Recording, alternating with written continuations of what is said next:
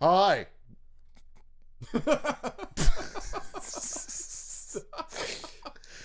Welcome to another episode of Busy on Break. It's good to be here with you guys tonight. We have not brainwashed, but brainstormed a few topics this time. Yeah, I caught my mistake this time. So I wanted to introduce everybody to the panel that we got. We got Rylan over here. Hello. With his lovely shades. And we have Shane over here. Hello. Hey. And we are streaming here from the basement as usual. This is Busy on Break. Let's get to the conversation.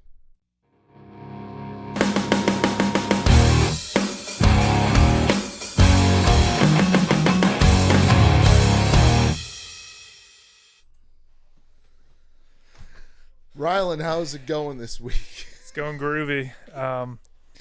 Yeah, just living the life, in California, love them rolling hills. So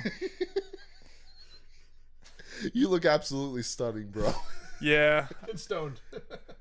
it takes one to know one, but yes. So stunning and brave. Thank you. That you are. I can't believe it. My mom appreciates it, so thank you. I'll let her know. I can't. All right. Well, Shane, how are you doing today? I'm doing fantastic here down in the land down under here in good old Australia. Dang, I didn't know you had this yourself another accent. I just came up with it a couple minutes ago, but I've got my good friend Rylan here from the US, and you're here as well, so I wanted to Howdy show you, doody. show you around and show you some kangaroos and fuck some shit up. You said duty. Howdy doody. Howdy doody. Howdy doody. All right. Well, obviously this went off the rails pretty quickly. I mean, just to give Didn't take everybody an idea. So we saw the new Deadpool movie, and so our sense of humor is probably going to be a little bit more messed up than usual. But we'll do the best we can to keep the conversation flowing as best we can. First thing I want to try and discuss with you guys, self-improvement, I think is a very interesting, not just interesting, but important topic and conversation we got to bring up here because, us as millennials, we struggle with things every day, whether it be body image, financial situations. No, we're not giving out financial advice, just so you know. And Practically homeless, so we couldn't. Oh, really? I've known you all since like 2015. I'm still learning new things about you. It's always a good thing. Well, either way, Shane, from what I understand, you have a story about self-improvement, because we had at the very end of the last podcast, there was a story that I know that Shane wanted to try and share in terms of weight loss. Me personally, I definitely have to try and lose some weight, but I know enough to the point where I'm definitely not on the obese side, but I could also lose a little bit of weight. So Shane, what do you got? What kind of advice do you have for us guys that might be struggling with our weight for a little bit? What's the difference between the before reactions and the after reactions? Yeah, absolutely. So I remember being in this class. It was like a women's study class, and I was like much more noticeably overweight than I am now. I kind of had the appearance of like a double chin. I think I was like 60 or so pounds heavier than I am now. Dang. And I remember specifically there was a girl that sat next to me in class. And to kind of give you a visual of her, she's like cute. She had brown hair. She was kind of like in like the hipster vibe. She kind of wore like alternative clothing. She had like a nose piercing. She didn't necessarily like dye her hair purple or like red, or she wasn't like a full blown vegan, but it was kind of like her vibe overall. And I remember this one time, like I said, being noticeably overweight much more than I am now. I like tried to strike up a conversation with her. I asked her like towards the end of class, I'm like, oh, did the teacher like mention any homework? And she like didn't even look at me, and she was just like, I don't know.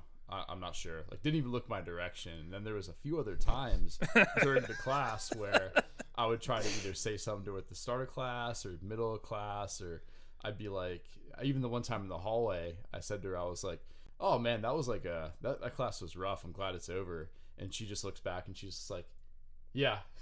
Just like keeps on walking. Just keeps on walking. Like, Doesn't have the time or day for she you. did not have the time of the day for me. Like, she did not even, like, I was like a negative 400 on whatever scale she had. Wow. Like, I was like less than like a moth in her eyes.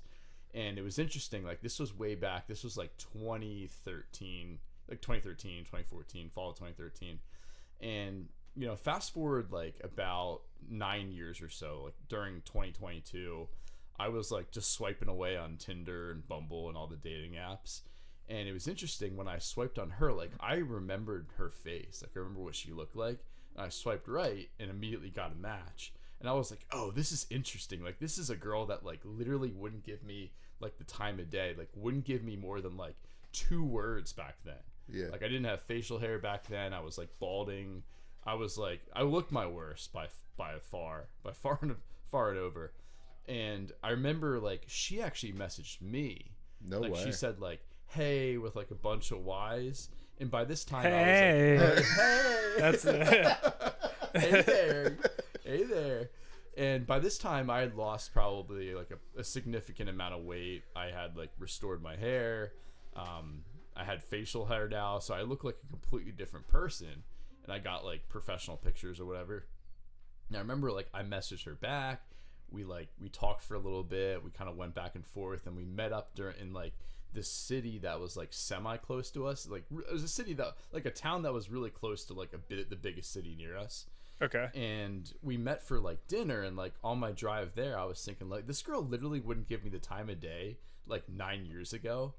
And like she had added me on Instagram, and like we talked a little bit over there and over text and Bumble, and like she was like really into me at that point. And I was like, wow, this is like really strange. Like I've never actually experienced a girl do like a complete like 360. So we had met up for dinner, and her whole demeanor had completely changed. Like she was asking me questions, she was smiling, like we were flirting, and the whole time I was thinking like, you didn't give me the time of day like back then. Like you didn't even give me like 2 words. So the whole time it felt really strange, but it felt good at the same time. It's like, wow, like you can really like improve yourself and like lose the weight and like do the work on your appearance, and you can like turn a girl that was like completely like didn't even view me as like 1/500th of a sexual object into someone who's like has real interest. And after the dinner, she actually invited me back to her place to watch a movie. And then, you know, we cuddled, made out, and then the night just kind of went on from there. And it was just kind of a good experience to kind of experience like both sides of the coin. Like when I was really overweight, balding, didn't have any facial hair, this girl did not give me like a second of her day.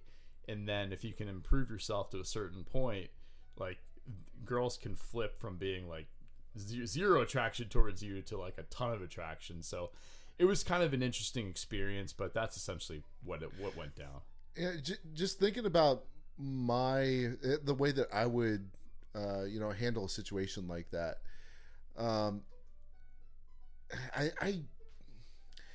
there would be like a lot of, I don't want to say like hate maybe not necessarily hatred, but bitterness, like a little bit of jadedness. Yeah, I would be extremely bitter towards that specific person. It's like kind of funny you mentioned that. Not to cut you off. Yeah, go ahead. I had asked her too. Like I was like, oh, like I know where I know you from, and she's like, no, and I'm like, you were in like one of my classes when I first like transferred here, and she was just like, no, like really? And I told her the class, and I told her I sat next to her. She didn't even recognize me. She had no idea that I sat next to her. I was gonna say, semester. in a way, it was a blessing that she didn't remember you, because it was like you're a brand new person, you know. So if she remembered you, in a way, it probably would never have happened. That even if you looked, Max, and looked way different in the future, she'd be like, oh no, that's that weird guy. Like, no offense. Yeah. Like she'd probably think that, right? But the fact that, you know, her intelligence is probably low, and she doesn't remember you worked way in your The advantage. brightest crayon in the box. Like let's call a spade a spade. Like if she could remember you, then she would have this story, but she had no story. So in a way, you had a fresh start, and it shows you how much you improved from whatever year it was to that point. So that's what I'm trying to say. 100%. So yeah, I definitely felt like a little bit of like jadedness. Like in the moment, I was like, oh man, like she didn't give me the time of day now. Now she's like really attracted. Like my personality didn't really change, but it was just the outside. But I mean, it was just a unique experience, and it goes to show that like improving yourself can actually pay dividends. So imagining what her personality was like back when she didn't like you, was she the type of girl that you thought that she would be when you really got to know her? Yeah, That's a good question. It's actually that's a great question, Joe. I mean, her personality to me back then was just very like cold. It was like aloof. Like she didn't want anything to do with me. It was like 1 or 2 word answers. And in retrospect, you know, you could argue, okay, well maybe she had a boyfriend that semester, but Yeah. even so, it was like her personality to me 9 years later was very open, very smiling, very friendly, very engaging. Like there wasn't, it was crazy, but there wasn't any awkward silence or pauses Interesting. at all. But it was like her personality before was like super, super cold and like wouldn't look me in the eye, wouldn't say a word. Yeah. And I got to know her pretty well that night, and got to, you know, she's really into art, she's really into music, she's really into photography, without giving away too much. We had similar interests because even so we had a lot of similar interests even back then. And like if I didn't have a class with her, I would have thought, wow, she seems like a really cool, like genuine, down-to-earth girl. Yeah. Because I had my experience with her 9 years prior, I was still I was very like skeptical. I was like, dude, this is I don't know, you're treating me way different than you did before. So I gotta ask. I mean, how was it? You know. It was good. We had a good time. All We right. had a good time. I'll leave it at that. Okay. Well, Kiss honestly, don't tell. I got it. Just don't tell, yeah. honestly, Real killers don't kiss and tell. I think that segues into there's no politically correct way to bring this up. So, did you end up going the distance with her Yes. that night? Okay. Yes. So, that being said, does size matter? Yeah. How much does size matter in this world? Well, I'm not a biological female. But Really? I couldn't tell. You're not? I'm sorry. The beard had me totally confused. I am so confused right I now. could be taking a lot of chemicals. You never know. I think in all seriousness, I mean, like I said, I'm not a biological female. I don't have a vagina. But from what I will say is, I think if you're at least 5 inches, I think you're good with most women. If you're below 5 inches, especially below 4, you're kind of in trouble. You're getting into the danger zone. Based. There's like this weird phenomenon of like micro penises going around. Have you heard of this? I've heard the 2-inch gag. Heard of it? I think they made it cool. Yeah. How do we join? You just Wait, are you gotta, trying to tell me something? just gotta fill an application out, dude. Like Awesome, yeah. it's online. There's a portal. I think the 3 of us should all fill out an application. Wait, now, have you ever? So there's this Facebook reel out there, and she says something along the lines of, no. So you call the number, and he says, "Hey, thank you for your inquiry about trying to join the Small Wiener Club. I'm sorry, but we cannot accept your application to join your group. Your member size is massive." That's what Scoutmaster Kevin said. You had to bring that up. That's what Priest Williams said too. What? Huge. That's what my football coach Jerry said too.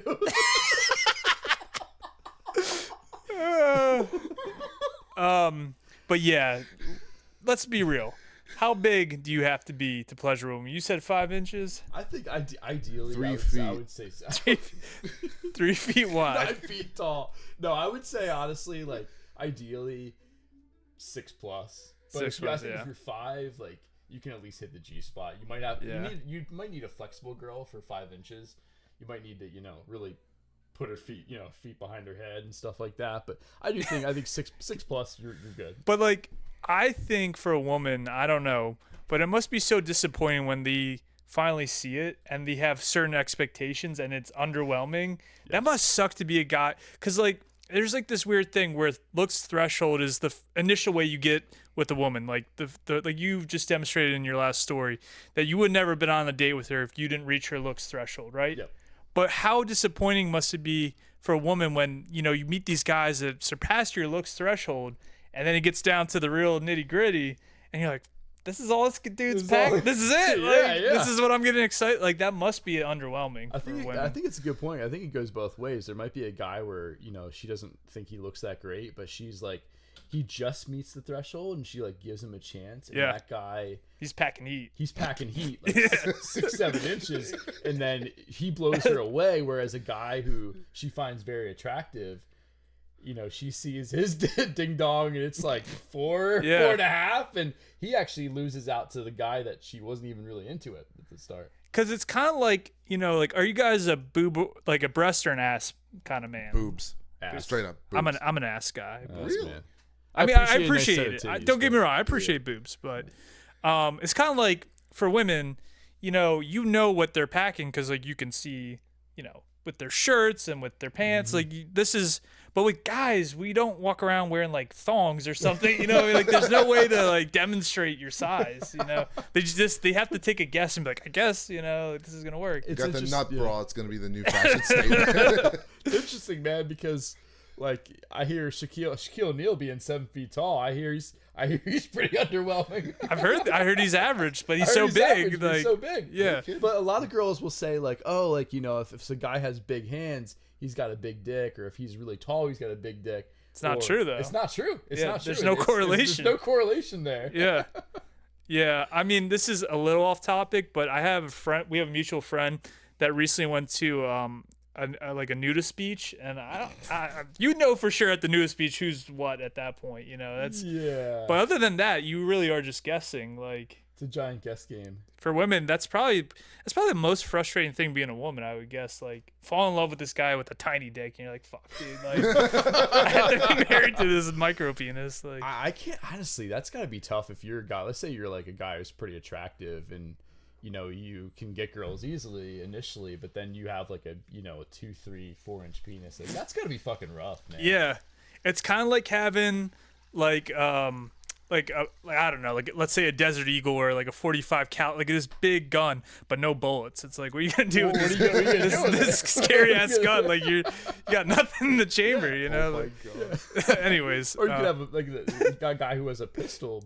It's a really, you know, nothing too crazy on the surface, but then he's got like 40 bullets to go. I mean, that's like the opposite. Yeah. So. You ever see Men in Black? This is kind of really getting off topic. Yeah. But there's that like little gun that's like the most like powerful gun in the whole universe. Kind of a good analogy to the situation. Yeah. You can meet a girl's initial looks threshold, and you're packing. You're good. You're set if you have good looks. And at least 2 inches. No, I mean like 5 inches. You're set. You're set. Like, you're set, man. What are you stressed? Most girls. Don't stress out. Like, there are definitely some girls who, you know, want that like 7+, like the anaconda. The anaconda BBC, whatever you want to call it. But like those are like a small, like those are like maybe 10% of women, but like most women will take like 5+. They're good. To all you men out there, there's hope. There's hope for all of you. I have a bit of a different opinion on this. Okay. I think it completely depends on the angle of the dick. Well, you mean like the shape of its... So whether... Oh my gosh. I can't believe I'm going to describe this. All right, break it down for us, Professor. So if it's angled up, then I think the best angle is to face her while you're doing the deed, right? Yeah. Because that way you'll be able to hit the G-spot easier. But if it's angled down, then you probably want to do it from, you know, her being on her knees, because that way it'll be able to hit the G-spot go with the dick pointed downward. I see what you're saying. If it's going to the side, I don't know, you might have to pull some helicopter move. Or it's just a capital L penis. Is that what you're saying, Jeff? I guess to a certain extent. I mean, honestly, like in my opinion, I think that I think 4 to 7 inches is probably the standard that most women are expecting. I also saw this picture on Facebook that, this girl, she brings out a tape measure and pulls out 6 inches, and she's like, "This is huge." And I'm like, okay, well, maybe your legs are tiny or something, but I don't know. As far as I know, it seems like the average size for most men out there is anywhere from 4 to 7 inches. But you know what? I think porn puts such a bad like standard in men's head, because you see these like I don't know if it's just the camera like movie magic thing going on, or they're actually men that are that endowed. But like whatever it is, you have this idea in your head. If you're not like massively massive, A+. then you're just average. When average is actually bigger, 5. like bigger than you think. Mm-hmm. Yeah, you gotta remember, like a lot of the male porn stars are also using like performance enhancing drugs. Yeah, I've heard about that. They might be like Viagra on steroids. Viagra on steroids. Some of them are taking like using penis pumps. Some of them are doing what's called filler on their dick, where it actually like fills like an inch or so. Like with like silicone or something? Oh gosh. Yeah, well there's like, how you can get fillers for your face and stuff. Oh, there's actually yeah. fillers you can get for your dick to make That's it bigger. crazy. Yeah, so like there are guys, but like most porn stars are definitely like They're packed. endowed. Yeah. They're very well endowed, like Johnny Sins 8+ or whatever. That's crazy, yeah. But like a lot of them are using like PEDs as like a Performance enhancing dick. Exactly. Yeah, keep that in mind. Yes, for all you guys out there, you don't have to juice. You can have average, and then you'll be all right. But You'll be okay, buddy. if you need some PEDs, we got you. So do you guys think that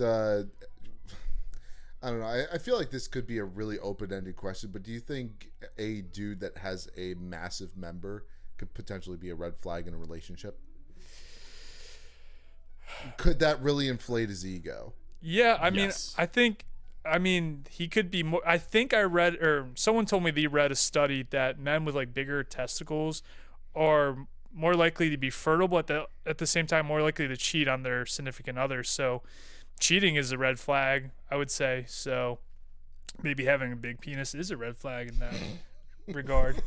I also think, like, let's say you're in college and you're a guy who's in like a big friend group, and there's like 10 girls and 10 guys, and let's just say you have sex with like one of the girls, and you're like pack and eat, like you have like an 8-inch cock, like she's gonna tell the other girls that you're pack and eat, and a couple of them are gonna want to like try that out, and that could, like, that same guy has sex with like a bunch of girls because of his like big, his huge cock. He's gonna like that's gonna go to his head, and he's gonna get that ego boost from that. And like there are like a good amount of girls who don't really care a lot about size, but there's definitely women who really do want that big dick. And like if you're that guy who has it, especially like 8+, like you're probably in the very, very, very small minority. So I could definitely, I don't know what say would be a red flag, because I feel like most girls would be like cool with that, but some girls would rather actually have like an average to above average dick, because like an 8-inch cock can like you can Could hit that wall. pretty easily. And a lot of girls refer to it as like boyfriend dick, like a guy who has like an average above average penis where they can have like regular sex, whereas a guy who has an 8-inch dick, like he may fuck the shit out of her, and like she may not be able to walk for a few days, you know what I mean? So there's something there too. Speaking about red flags, it's kind of changing the genre, but still in that regard, I think a red flag for someone is if they eat a salad without any salad dressing. I have never eaten a salad without like Italian dressing, balsamic dressing. Fuck it, I'll put Caesar dressing on it. But I'm sure there are people at work that you probably work with that are just eating raw salad without any dressing. What do you guys think about that as a red flag? 100%, man. Because I've tried to eat salad once before I didn't have any dressing in my apartment, and I was eating like a chicken salad, cheese, tomatoes, like lettuce, and it was like so disgusting. Like I couldn't even do it. I needed like at least a little bit, a smidge of like balsamic vinaigrette. I couldn't do it without it.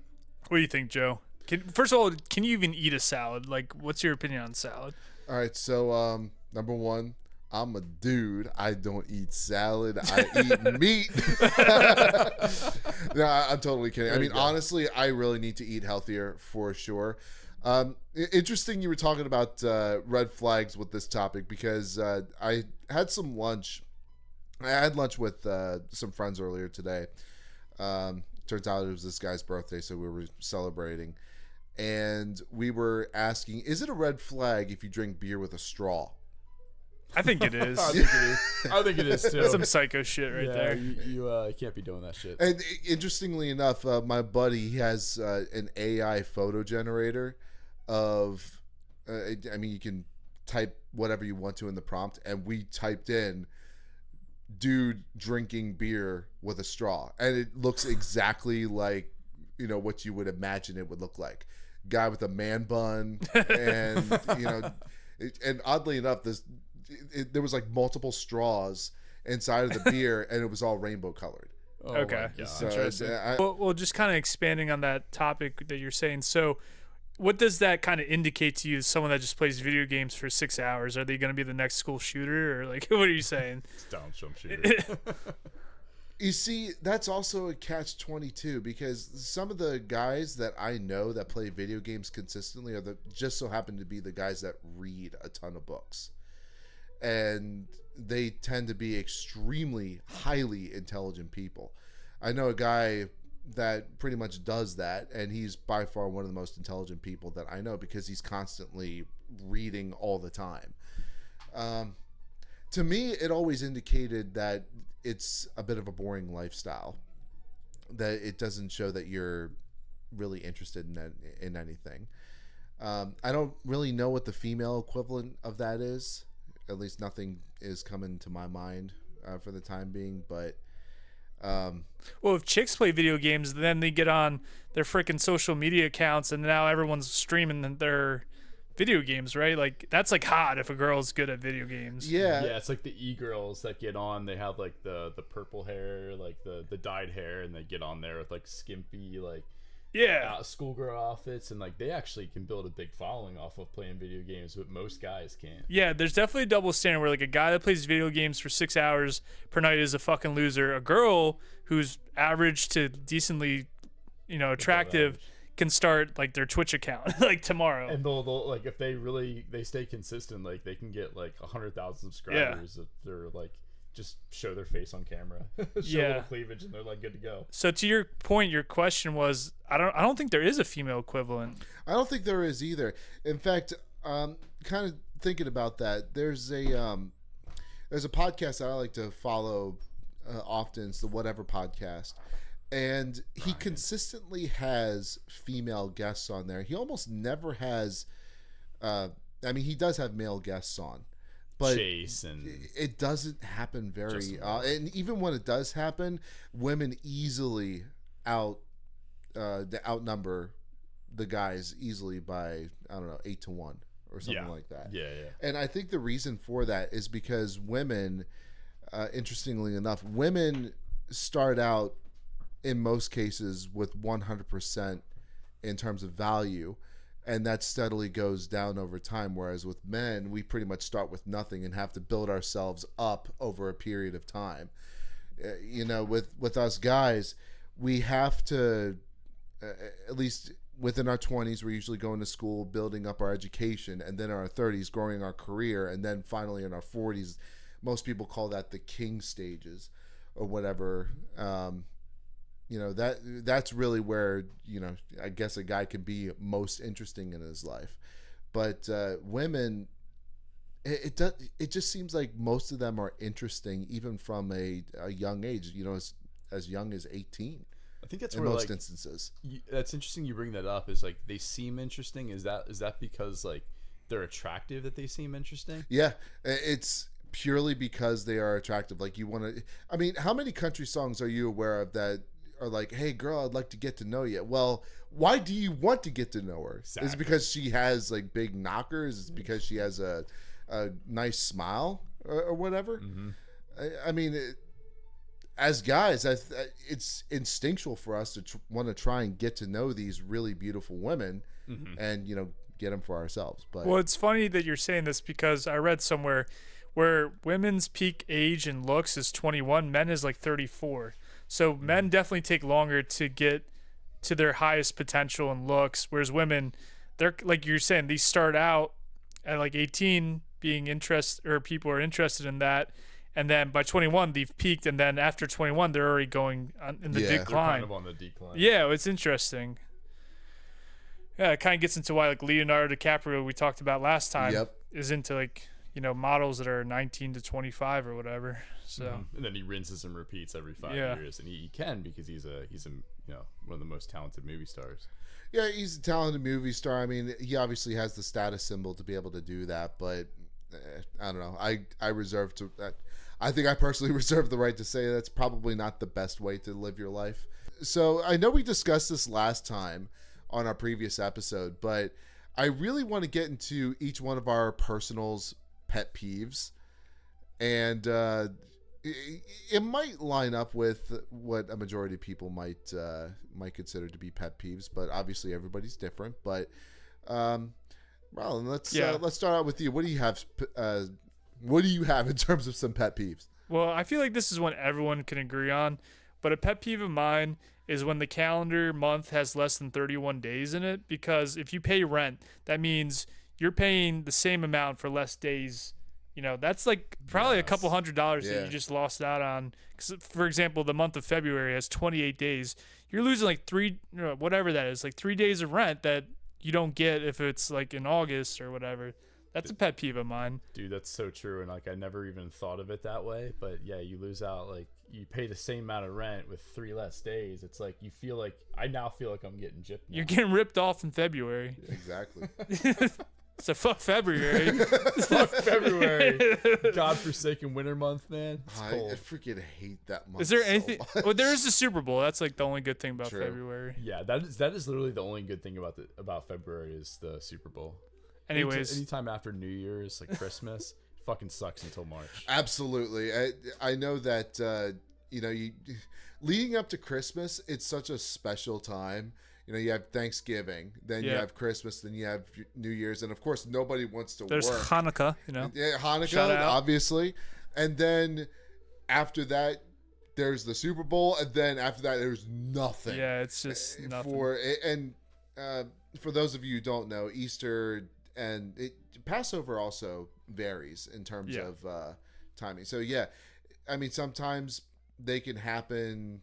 I mean I know that Easter can happen as soon as like late March, but it can also happen as late as May. Now I don't know where Passover falls in that, Yeah, but more times than not, I mean we're stuck with a couple of months that yeah. it's just like cold, dreary, wet, rainy, and there's like nothing to look forward Nothing to. to look forward to from January up until through February. Yeah, I No, agree. it absolutely sucks, man. So that's my spiel. What about you, Shane? What do you got? Yeah, this one like this drives me crazy. But like you know when you're eating dinner with somebody, and they're like clacking their Oh, clacking their yes! lips in between bites and stuff. They're like Yeah, that does it bother drives me. me insane. It does dude. drive me Like, insane. luckily, none of you guys, no No. one in our friend group. No, screw that, bro. I don't do that. I know a guy that I used to get lunch with. Really nice guy, like super sweet guy.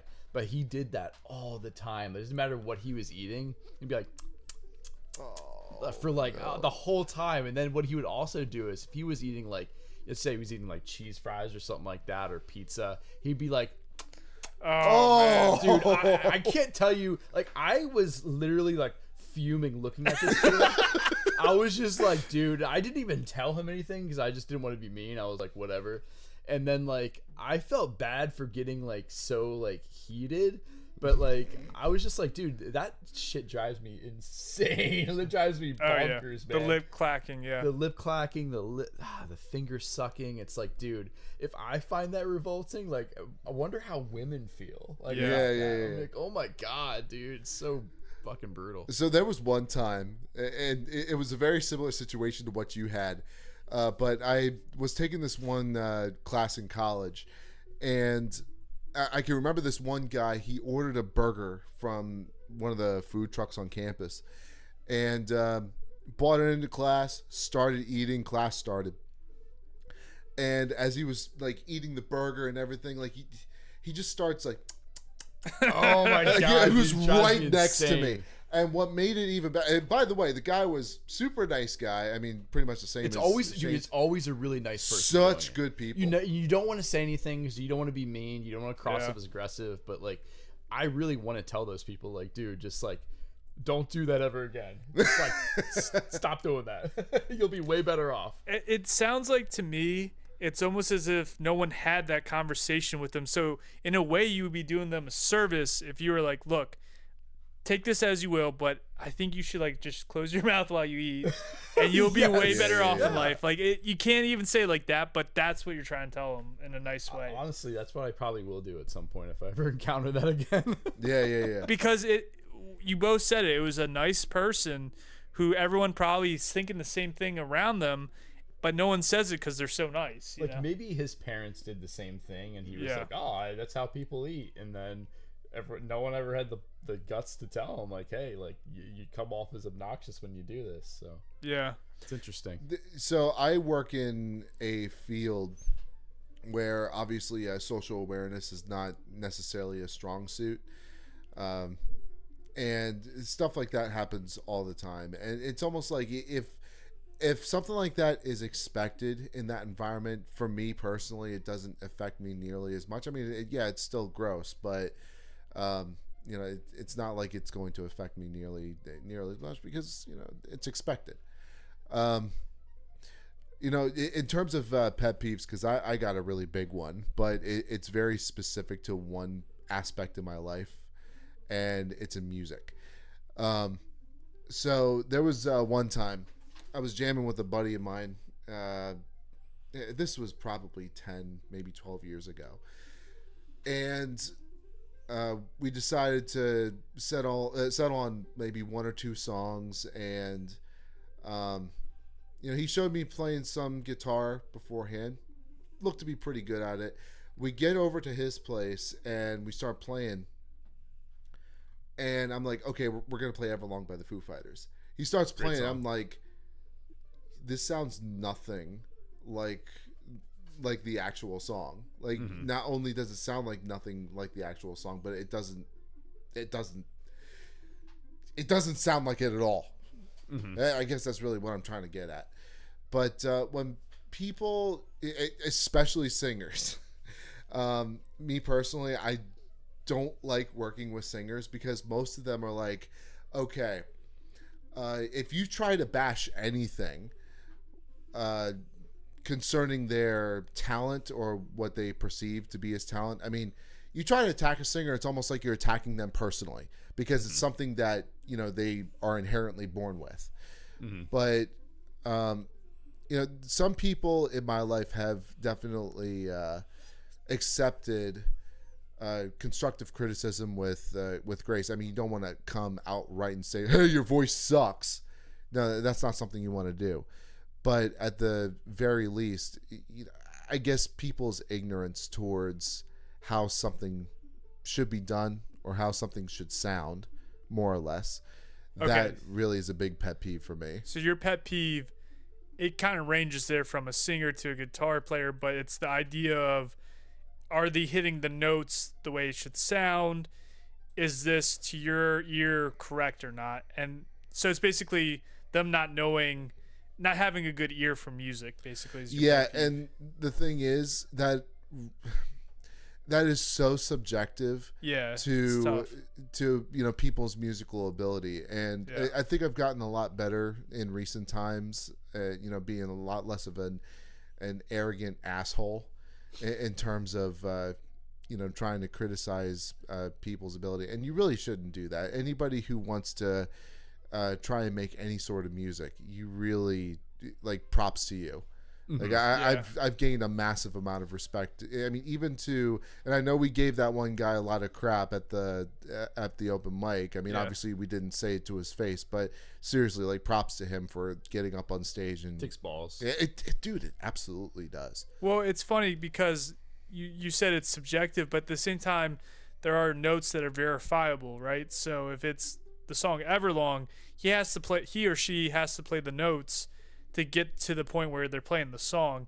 Now, whether they played the song good or bad is subjective, but you can say verifiably if this is Everlong or not, right? Like, that's that's kind of like the science behind music is like you can at least say for sure if it's the note or not, you know. No, for sure. So if this person you said it wasn't even playing Everlong at all correctly, that's just a bad ear for like a really bad ear. You can look at a bunch of different YouTube tutorials. There are plenty of tutorials that teach how to play it the correct way, and he just wasn't doing anything. I mean, and honestly, I'm sorry for even doing this to him, but his guitar was also like really out of tune. So I ended up reaching for one of his tuning pegs and just started tuning his guitar as which of course, you know, the today I kind of view that as a bit of an asshole move on my part. Was he upset when you did that? No, he really wasn't. Okay. I guess he just kind of let it slide. Okay. But at least after that, especially after you know, thinking back about my actions, like I'm not going to do something like that again. It's almost like, you know, touching somebody else's guitar is almost like touching someone else's car, or getting in the front seat of someone else's car. You probably don't want to do that. That's tough because, like, you know, that person probably views himself in a way of like he has a certain level of like musical talent. He probably views you in a certain way, your talent in a certain way. How do you critique someone like that and say like, hey, like, I think you're playing out of tune. I want to help you here, when they view you as like a peer in that way?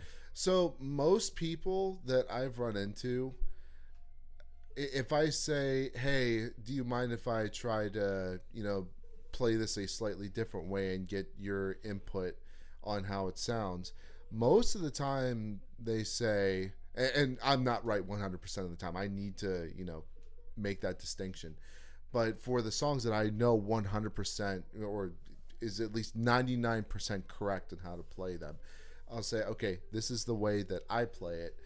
Why don't you listen to it and see if you think it sounds correct, and if it does, then I'll teach them how to play it that way. If they don't, I'll usually let them do their own thing, but at that point I'm like, okay, I don't know if we can, because a lot of, you know, playing music is about chemistry. Mm-hmm. And if you don't have good chemistry, then you know, that could be a bit of an issue. At least in terms of playing as a group, which I think we're definitely going to get into some of those topics with a hopefully upcoming guest within the next 3 episodes. So we'll see what happens with that. Cool. So next thing I want to ask you guys. So obviously it's very you know, far out right now, but what do you guys want to do in terms of retirement? You know, just say that you had $3 million in the bank right now and you're 65 years old. What would you guys like to do? So that's a tough one. I would say, like, putting yourself in a 65-year-old's like body, like physically as well as from like a mindset.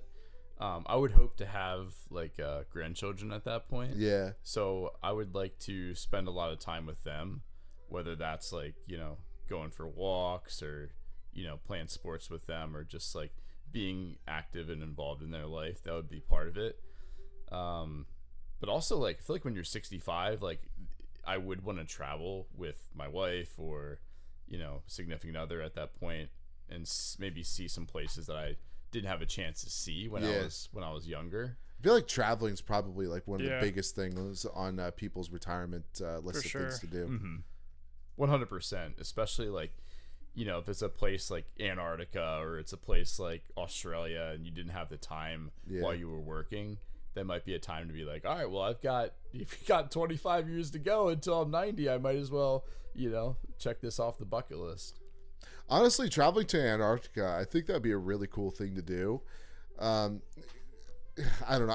I went down a huge rabbit hole with traveling to Antarctica. There's 2 different stations down there. One of them being the McMurdo Station, which is kind of like on the outer rim of the Antarctic ice shelf, and then there's one at the very geographic South Pole, which it's so cool. Like, in certain instances, the International Space Station is closer to society than the people at the South Pole. Wow. Dang. That is amazing. That's hard to wrap your brain around. I know what you can do is you can, on the tip of Chile, you can take like I think it's some sort of like chartered boat, and it takes you right to Antarctica. I think it's like $20,000. Oh, wow. To get there. It's expensive. Incredibly expensive. Yeah, my dad wants to do that, but mom's like, it's too expensive. But like, he really wants to do it. So I can see your dad wanting to do that. I think he should do it. He I should mean, do it. he's worked his whole life. He did well for himself. He should go to Antarctica. treat I feel like himself. you should do that. You He know, should definitely treat himself. before For you sure. can't do it anymore. So Yeah. Do all you can, you know. yeah. How about you, man? What would you like to do? I mean, definitely travel. Definitely just have a house that's fully paid off, no mortgage. You're just paying property tax every month or whatever. So like low expenses. You know, God willing, you know, you have grandkids at that point. Just enjoy time with them. I definitely think that would be cool. Yeah, I don't know. I mean, I haven't really thought about it too much, to be honest. So it's not. First of all, I don't know if like retirement will be the same for me as it is for the next person I too. 100% agree. Because some people can't just retire. Like they need to have, like, I don't know, a non-for-profit that they just volunteer at, or you know, some kind of side hustle that now becomes your true job because you just didn't have time for it, like podcasting. But Let's go. but yeah, I mean, you know, I don't think you want to be completely sedentary, not doing shit with you each day. You need like a schedule, whether it's going to the gym I want to be like that 9-year-old man that's repping like 200 pounds on the bench. Like I want to be that old guy Yes. that everyone looks up to. They're Yeah. like, shit, you know. Running really fast in the treadmill on the incline, like, oh, Yeah. I want to be a beast in the gym at 90 years old. Hell Like, that's yeah, what I brother. I want, can see dude. it. I can see it in the retirement home.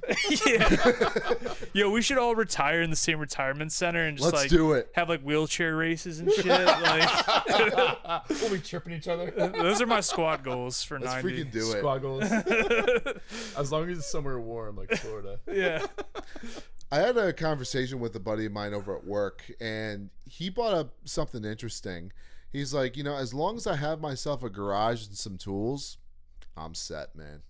That's a good way And to look at it. Such So, a man. It really response. is, because like he'll oftentimes bring a motorcycle to work and everything, and he really is a cool dude. But at least my ideal way of retiring, it involves two things: private pilot's license and working on you know, 1959 Oldsmobile Super 88 or Yeah. 1986 Toyota SR5, which, by the way, if anybody's selling one, let me know. I'm definitely interested in that. A fun fact, my dad actually had one of those trucks. But he bought one brand new. You guys saw the Back to the Future movie. Like, he actually had the 4x4, 1986 Toyota 4x4 that was from the movie. Cool. So I Wow, mean, sick. and he originally wanted to give the car to me, but you know, unfortunately, due to some metal defects, I remember this truck sitting for an extended period of time. We finally called someone to tow it away. Mm-hmm. There was this mount of rust right underneath where it was sitting. I'm like, oh man, that thing's gonna die a really painful death. I think that pilot license, that was a tongue twister, but that'd be sick to like fly around wherever the country. See, that's the really cool part about it, because you know, from here going all the way out to, I don't know, Chicago or something like that.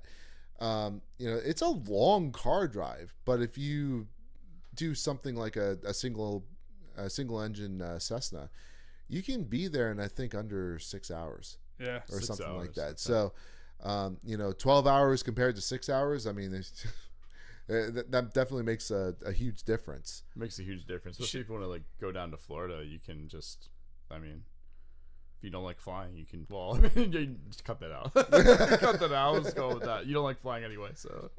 Yeah. But anyways, I think that pretty much wraps it up for today's podcast. I definitely appreciate you guys coming over and, you know, doing the episode.